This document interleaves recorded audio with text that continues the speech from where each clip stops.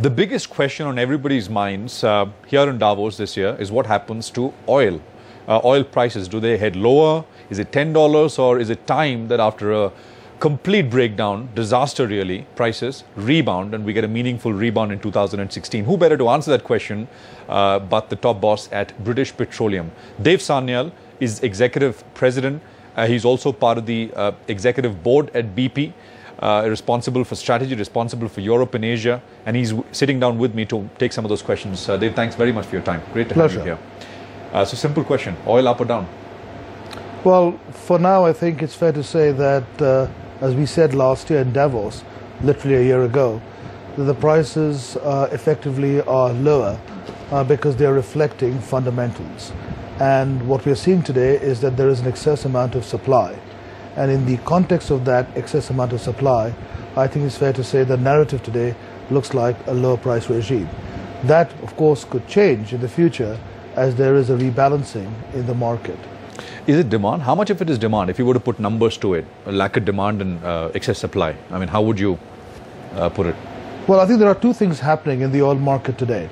The way I describe it is fundamentals are being fully priced into oil, and secondarily, what is happening is that there is essentially no geopolitical premium in the price of oil. In other words, world peace is fully priced into oil. What we have seen last year is that demand actually rose by anything between 1.8 to 1.9 billion barrels a day. The numbers this is world demand. World demand. Right. And it depends on which source you use. Our own estimates suggest that the prices, the overall supply and demand balance last year was skewed in favor of supply, but demand effectively rose by 1.8 million barrels a day. That was, by the way, a 10-year high mark in terms of the growth in demand. What we are seeing this year, our forecasts are suggesting a 1.5 million barrels a day increase in global demand. So the reality is that the consumer is actually making choices. We are seeing more demand last year and this year. But of course the reality is that there is an excess amount of supply. And it's always about the incremental supply, right? Yes. Which is available, which is not there in the market, but which could be made available at any point. The reality is that there is actually a lot of supply available. Inventories are at a very high level. So what we have seen as a result of the actions in OPEC is that there has been a growth in OPEC production. OPEC was very stable up until last year for the preceding 8 years or so at around 30 million barrels a day. Since last year, we've seen Saudi Arabia in the course of last year ramp up production to the high water mark in terms of their own production history. We've seen Iraq ramp up production, and we've of course also seen the shale revolution which is taking place in the United States over the course of the last decade really coming to full steam, if you will. So that's resulted in a lot of supply coming into the market. Inventory levels are also very high in the OECD. Inventory levels are today at a high water mark as well. So the fact of the matter is you've got a very robust picture in terms of demand growth, but you've actually got an even more robust picture in terms of supply growth as well as the inventory position. This is of course going to be compounded by what is happening with the talks in Iran and the very positive sentiment, if you will, on the nuclear deal, which of course means that there will be Iranian production coming into the market. Absolutely. Right. One would imagine that, Saudi Arabia and OPEC would be curbing production, cutting back production. The theory was that they wanted to sort of herd US shale, right? And US shale has proven to be remarkably resilient, some would say, even though oil prices have come way off from where they were even 6 months back. What's your perspective? You think OPEC will act, Saudi Arabia will act, and how much can that sort of influence at the margin the price of oil? How much of that can be a trigger? I think Paul Samuelson famously said, if you forecast often. So I think it's very hard to sort of forecast what exactly will happen. But I think when you take a step back, what OPEC is doing is perfectly rational. The general thesis is a very simple one, which is why should we, as the lowest cost producers, essentially shutter in production? That should be, if you will, the task of the high cost producers. Sure. So their strategy is an economic rational one. It's a strategy that was in a way essentially formulated and enacted upon in the late 80s when we had a similar supply-driven shock. Since then, there have been actually 4 other shocks, but they were all demand-related rather than supply-related. Sure. So it's hard to say what OPEC will specifically do, but so far, they have been very resilient with their strategy, which is essentially around ensuring that high-cost producers, if you will, take different kinds of actions rather than the low-cost producers who being if hit. you will, who Which is effectively Saudi would then Arabia lose. and other OPEC members, right? Absolutely. And how much of that strategy has been successful, you think? Well, I think you are seeing a fall-off in shale production. I mean, nowhere near the pace some were forecasting this time in Davos last year, where effectively people forecasting quite a rapid shuttering in of U.S. production.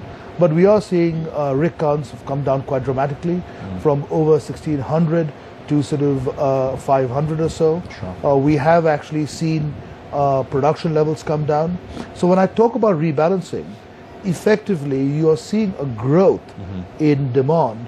You're also seeing actually some of the supply coming down in the United States, but that of course being offset by the potential of Iranian production, which is why there is a potential this year, if you will, based on the fundamental analysis that would suggest that it could be a year of 2 halves.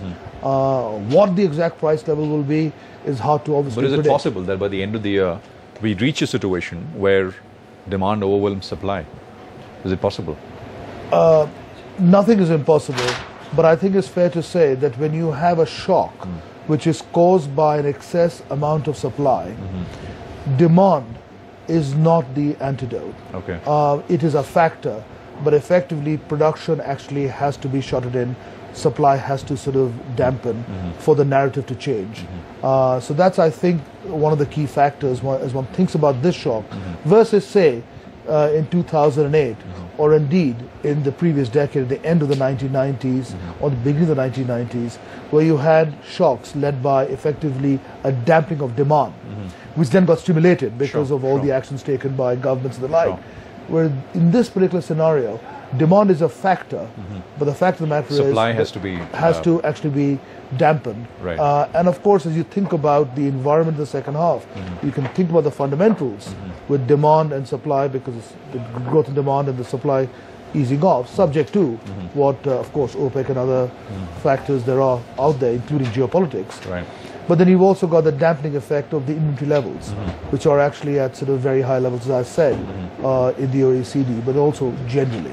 Just one last question. What are BP's plans now in India? Well, we have had a long-standing presence in India. We've had a presence through Castrol, which is a great brand in India. And it's a very vibrant business. It's one of our growth engines actually for Castrol worldwide. We have around 8,500 people who are employed by BP in India in a variety of ventures, from Castrol, which is a consumer goods business, to our businesses which are involved in shipping, also in information technology, as well as in sort of high-end technology services. We also, of course, made a very big investment in India in the deep water, the Bay of Bengal, in partnership with Reliance. We are very committed to seeing that potential being realized, because we see an extraordinary opportunity in India for India to essentially create a substitution for India's imports. India's imports today for energy is one of the highest. In fact, it is the highest amongst the so some of BRIC it being countries. substituted by local production, right? Absolutely. So you remain committed to that plan? Absolutely. That I think the key is going to be to make sure that the price levels reflect, if you will, the economic conditions that will allow us to monetize this great opportunity. But when you look at the fundamentals in India, over the next 20 years, we see gas demand rising by 155%.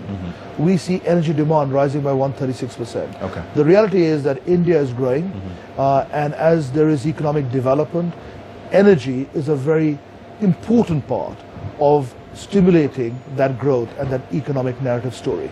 Dev Sanyal, thank you very much for your time. Pleasure speaking with you. Thank you. Thank you.